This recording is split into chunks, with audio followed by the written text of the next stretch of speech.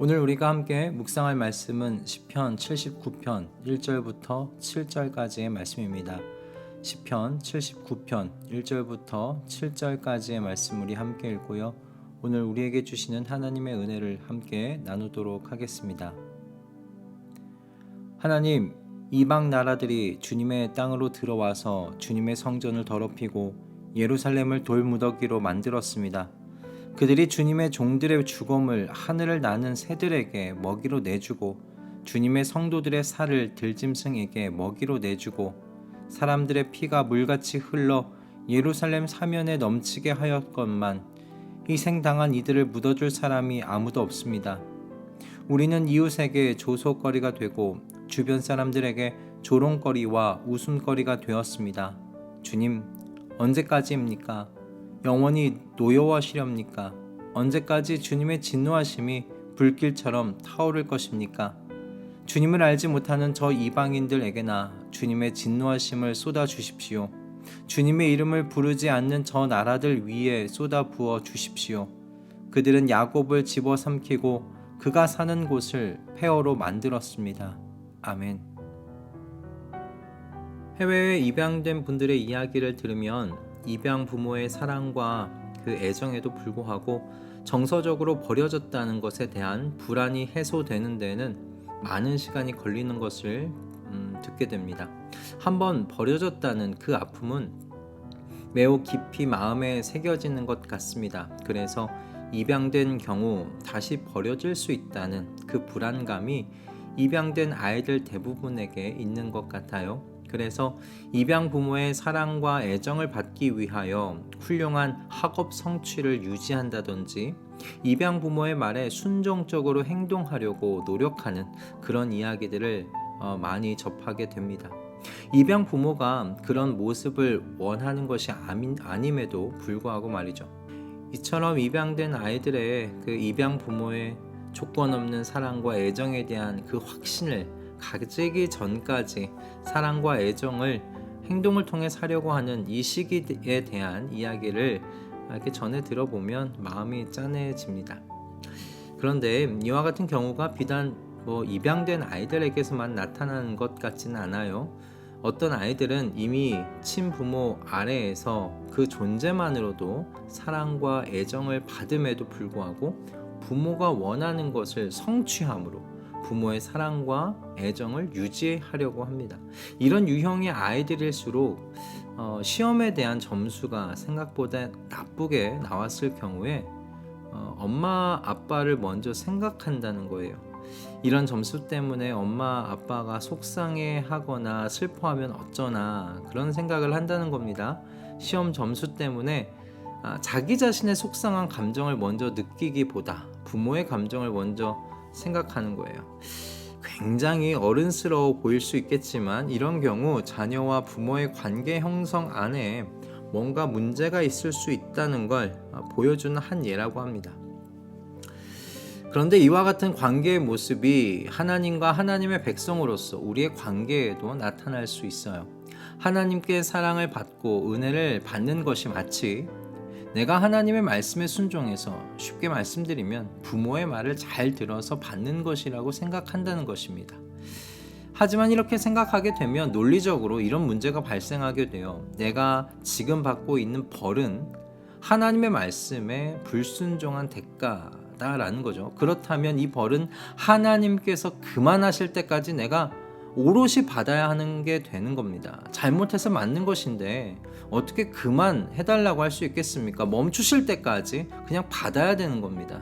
순종해서 복을 받는다면 불순종했으니 그에 상응하는 대가를 벌로 받는 거죠. 하지만 오늘 본문의 시인은 이런 인과론적인 신앙의 모습을 보여주지 않고 있습니다. 오늘 시편 79편의 배경은요, 성전이 더럽혀지고 예루살렘이 폐허가 되었다는 사실이 언급되어 있는 걸로 봐서 바벨론 3차 침공 시기였던 BC 586년경으로 추측되고 있습니다. 시인은 하나님의 성전이 이렇게 이방인들로 인하여 밟히고 폐허가 되는 것을 비통한 심정으로 바라보면서 오늘 이 시를 쓴 것이죠. 그러나 인과론적으로 바라봤을 때 남유다가 이처럼 비참한 최후를 당하는 건 순전히 자신들의 죄 때문입니다. 하나님께서 수많은 선지자들을 보내시면서 우상을 숭배하지 말라고 하신 것과 하나님을 떠나 다른 나라를 의지하지 말라고 하시면서 오직 하나님을 의지하고 하나님의 말씀에 순종하라는 그 하나님의 말씀을 떠난 결과라는 거죠. 그렇다면 묵묵히 하나님께서 그만 용서하실 때까지, 하나님께서 알아서 그만 멈춰주실 때까지 맞아야 하는 것, 감당해야 하는 것이 아니겠습니까? 죄송스럽고 염치가 없어서라도 그만 화를 멈춰달라고 말하지 못할 것 같습니다.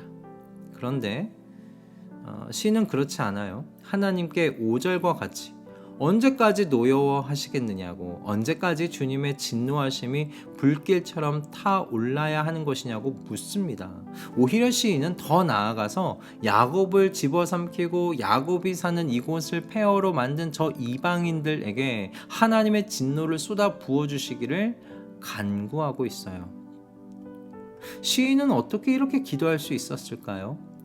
시인은 하나님의 언약이 파기되지 않았음을 믿었기 때문입니다. 1절과 여러분 2절을 보면 반복적으로 나오는 표현이 있어요. 그것이 무엇이냐면 주님의 라는 표현입니다. 주님의 땅, 주님의 성전, 주님의 종들, 주님의 성도들이라고 시인이 말하고 있습니다. 이게 무슨 의미입니까? 시인이 가지고 있던 믿음은요, 지금 성전과 예루살렘과 그 안에 있는 유대 백성들이 하나님께서 이방인들을 통해 하나님의 진노를 받고는 있지만 하나님의 소유라는 것에는 변함이 없다는 그 믿음이죠. 시인의 표현을 보면 시인이 당하는 상황은 매우 끔찍한 상황이었습니다. 성전은 회파되고 예루살렘 성벽은 다 허물어져 폐허가 되어버렸습니다. 하나님의 백성이라고 불리는 사람들이 이방인들의 칼에 무참히 희생되었는데 그들을 묻어줄 사람조차 없는 그런 상황입니다. 시인의 눈에 보이는 그 세상은 지옥 같은 세상입니다. 눈물과 울부짖음의 세상입니다. 이런 세상 속이라면 사람들은 하나님께 너무 많은 죄를 지어서 하나님께서 우리를 버리셨다고 충분히 생각할 수 있지 않겠습니까? 하지만 시인은 그렇게 생각하지 않아요. 이런 상황임에도 불구하고 하나님은 언약을 파기하지 않으셨다고 시인은 믿고 있습니다. 우리는 아직 하나님의 성도고 하나님의 종들이라는 시인의 고백입니다. 그리고 그의 이 믿음은요, 7절에서 이스라엘을 야곱이라고 부르는 장면에서 저는 드러난다고 생각합니다. 아브라함과 이삭과 야곱에게 하신 하나님의 언약, 지금도 파기되지 않고 이어지고 있다는 시인의 믿음이 이 야곱이라는 그 이름 안에서 나타나고 있는 거죠. 저는 이 믿음이 저와 여러분에게 깊이 뿌리 내릴 수 있기를 기도합니다. 하나님께 사랑과 은혜를 받는 삶을 살아가고 있는 이유, 저와 여러분이 하나님의 말씀에 잘 순종하고 주님께서 가라는 길로 잘 걸어가고 있기 때문이 아니라는 겁니다. 사랑과 은혜가, 하나님의 그 사랑과 은혜가 끊임없이 파도처럼 밀려오는 이유는, 그리고 그것을 누리는 이유는 저와 여러분이 그분의 자녀로 입양되었기 때문입니다. 하나님께서 저와 여러분의 아버지가 되셨기 때문입니다. 즉, 여러분, 자녀이기 때문에 사랑과 애정을 누리는 것이고요. 자녀이기 때문에 매를 맞고 혼나기도 하는 것입니다. 간혹 팬티바람으로 집에서 잠시 쫓겨날 수도 있겠지만 다시 이 아들의 이름을 부르는 어머니의 목소리를 듣고 집으로 들어가 따뜻한 아랫목을 누리는 것이 자녀의 특권이 아니겠습니까? 예수 그리스도 안에서 하나님의 자녀가 되었다는 것, 하나님의 것이 되었다는 이 믿음을 여러분 굳게 붙드실 수 있기를 주님의 이름으로 축복합니다. 우리가 누리는 모든 것, 그것이 복이 되었든지 인생의 채찍이 되었든 여러분 그 모든 것은요, 저와 여러분이 주님의 자녀이기 때문에 누리는 것들입니다. 겪는 것들입니다. 주님의 자녀라는 이 뿌리를 벗어나 여러분 우리가 겪게 되는 것은 아무것도 없습니다. 그러니 어떤 상황을 맞이하시더라도 자녀로서 아버지에게 믿음으로 기도하는 우리 모두가 되기를 소원합니다. 아버지, 이제 그만 화 풀어주세요. 아버지 언제까지 노여워하시려고 하십니까? 이제 그만 풀어주세요. 저의 죄를 용서해 주세요. 이렇게 시인과 같이 담대히 기도함으로 나아가는 저와 여러분 다 되실 수 있기를 주님의 이름으로 축복합니다. 우리는 여러분 하나님의 자녀입니다. 하나님께서 우리의 아버지가 되셨습니다. 우리가 누리는 하나님의 사랑과 애정, 복, 그리고 매는 모두 그분의 자녀가 되었기 때문에 겪고 누리는 것임을 여러분 언제나 굳게 붙드실 수 있기를 바랍니다. 어떤 상황 속에서도 이 사실을 잊지 않으실 수 있기를 주님의 이름으로 축복드립니다. 기도하겠습니다. 주님, 오늘 이 말씀을 통해 주님과 저의 관계를 다시 건강히 세워갈 수 있도록 인도해 주셔서 감사합니다.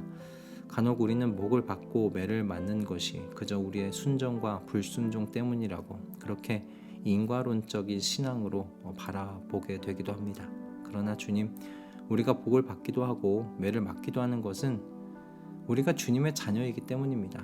자녀이기 때문에 주님의 사랑과 애정을 누리는 것이고 자녀이기 때문에 인생의 채찍을 아프게 맞는 것입니다.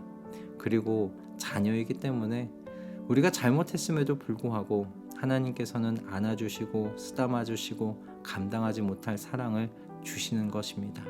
우리가 주님의 자녀가 되었음을 언제든지 잊지 않게 하시고 자녀로서 누리는 특권이 무엇인지를 또 이 아침 깊이 묵상할 수 있도록 주님 저희를 인도해 가 주시옵소서. 오늘도 주신 말씀에 감사드리오며 우리 주 예수 그리스도의 이름으로 기도드립니다. 아멘.